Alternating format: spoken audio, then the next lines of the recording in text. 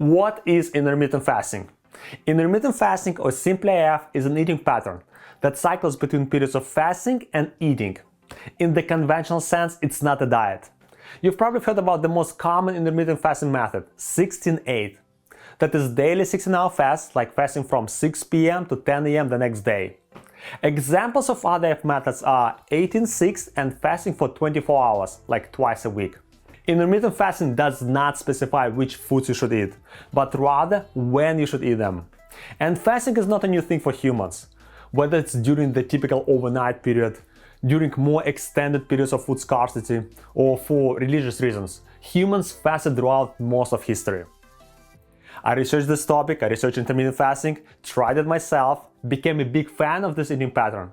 And in this video, I would like to summarize my findings on benefits and drawbacks of intermittent fasting, and share my personal experience following IF.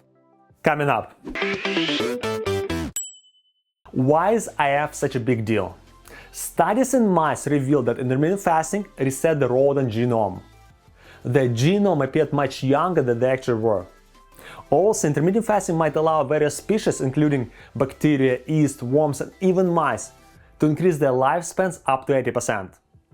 There is little to know this kind of scientific research on humans. But if we extrapolate this 80% lifespan increase on humans, we can predict an average lifespan of 144 years. Healthy and longer life. Very nice, right? Okay, let's talk about how exactly IF can improve our health. If you look at the big picture, we would find that all the benefits of intermittent fasting come from two key elements of this eating pattern. Number one is regular, 16-hour or longer, physiological rest for the body. During this period, the body flips the metabolic switch, changing its energy source from glucose to ketone bodies. It usually takes about 10 to 12 hours for the body to deplete glycogen energy deposits from the liver and shift towards lipolysis, or fat-burning mode, where triglycerides are first converted into fatty acids before becoming ketone bodies. Just to be clear, this 10 to 12 hours is an estimate that depends on many factors. For example, exercise significantly accelerates the fat-burning process. That's why you might hear a lot of recommendations to couple IF with regular morning workouts. The second element is lower overall calorie intake. It's not always the case, but usually it happens. And it happens for a simple reason. Eating during a restricted time frame limits the number of calories we can comfortably consume during the day. Okay, what happens in the body when a person follows intermittent fasting? A lot of good things. And the key ones are the following: reduced oxidative stress, reduced inflammation, reduced blood glucose levels, decreased insulin levels, increased insulin sensitivity, a decrease in IGF-1 or insulin-like growth factor, an increase in HGH or human growth hormone, as well as an increase in neurotropic factors, and finally, cellular repair. A lot, right? But what does all of this mean for our health? Okay, let's talk about benefits of intermittent fasting. The first two health benefits lie on the surface. Number one is the prevention of type 2 diabetes. Reduced blood glucose levels, corresponding decreased levels of insulin, and increased insulin sensitivity all play a critical role in preventing type 2 diabetes. Number two is weight loss. Limiting calorie intake and normalizing hormone levels during the fasting window lead to a calorie deficit and subsequent fat loss. Again, this is generally true, but it's not always the case. Next is improved cognition. Although the mechanisms are still unclear, IF increases the tonus of the parasympathetic nervous system, which relies on acetylcholine as its primary action molecule. How does this affect the brain? It leads to increased synaptic plasticity, meaning your neurons will more easily be able to form new, stronger connections. In other words, you'll understand and learn new material faster. Brain inflammation is reduced, unnecessary cells are disposed of more efficiently through the process called autophagy, and cognition is enhanced. Basically, fasting makes us sharper. Moving to number 4, reduce risk of cardiovascular diseases. This occurs because IF helps the body to process metabolic debris, such as radical oxygen species, also known as oxidative stress, to be washed away. As a result, a systemic inflammatory status reduces, preventing damage to our blood vessels. On top of that, because glucose and lipid metabolism activities are diminished, our blood vessels don't build up new deposits and stay healthy in the longer term.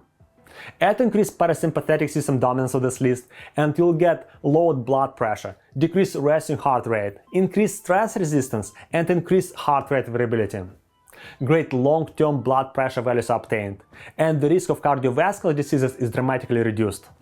Number 5. Improvement of the body's circadian rhythm. Since fewer calories are burned, less inflammation occurs, and the overall body temperature becomes slightly lower. Our biological clock is heavily influenced by our thermal metabolism. The result is better control of our biological clock and circadian rhythm, and subsequently better regulation for the release of hormones, such as cortisol in the morning and melatonin in the evening. Check out more on this topic in one of our previous videos. Lastly, let's talk about how intermittent fasting influences cancer. Cancer's main fuel is glucose. Fasting lowers blood glucose, subsequently reducing insulin and IGF-1. Both hormones are critical for the growth of cells, including tumors. Therefore, it may have an impact on cancer prevention growth. Scientists also found that IF makes cancer cells more susceptible to chemotherapy by decreasing their resistance. This is because the cancer cells find themselves in an extreme environment with next to zero nutrients. In a study on mice, IF and chemo increased cancer survival rates from 20% to 60% compared to just chemotherapy alone. And one more point on this topic. Li-Fraumeni syndrome is a rare disorder that predisposes its carriers to cancer development at rates approximately 3 to 15 times higher than non-carriers. It dramatically increases the chances for the development of cancerous cells. In an experiment on mice that carried this gene, IF increased their longevity and delayed onset of neoplasia. More and more studies arise suggesting that IF can serve a preventive function and act as an adjuvant therapy for all forms of cancer. As you can see, IF offers a lot of benefits to our health. On the negative side, this diet might result in digestive issues after eating a large amount of food in a short period of time and interferes with social aspect of eating. Basically, no food in the late evenings. And IF is not suitable for children and teens, people with diabetes, people with eating disorders such as anorexia and bulimia, pregnant and breastfeeding women, and people with some other medical conditions. If you have any concerns, please talk to a doctor. Okay, here's a practical question. How doable is to follow IF for at least a couple of weeks? Personally, I found it's quite doable. Based on my experience, I can quite easily stick to the following 16-8 IF schedule. Usually I wake up at 5 AM. As you might know, I'm an early morning person. And in the morning, I am not hungry at all.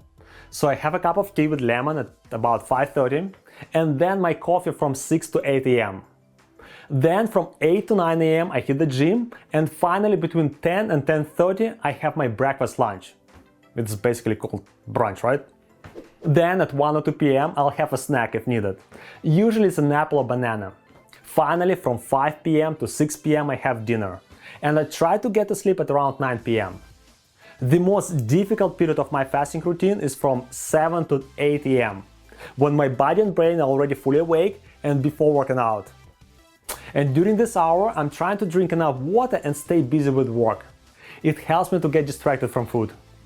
And I'm definitely not hungry while in the gym. But once I've cooled off, about an hour later, I get really hungry and I have my brunch. This is what I found works for me. And usually, the longer I stick to the schedule, the easier for me to do that. If you have a great schedule for IF, please write it down in the comment section below. Okay, that's it for today. In summary, I want to say that I'm a big fan of IF. It's definitely a good thing to try. I hope this video helps you better understand the pros and cons of intermittent fasting. By the way, IF is quite a new trend. It was popularized quite recently. It all started just 9 years ago. So in coming years, we should expect to see a lot of new research and discoveries in the intermittent fasting area. Stay strong, stay healthy, and see you next time. Bye!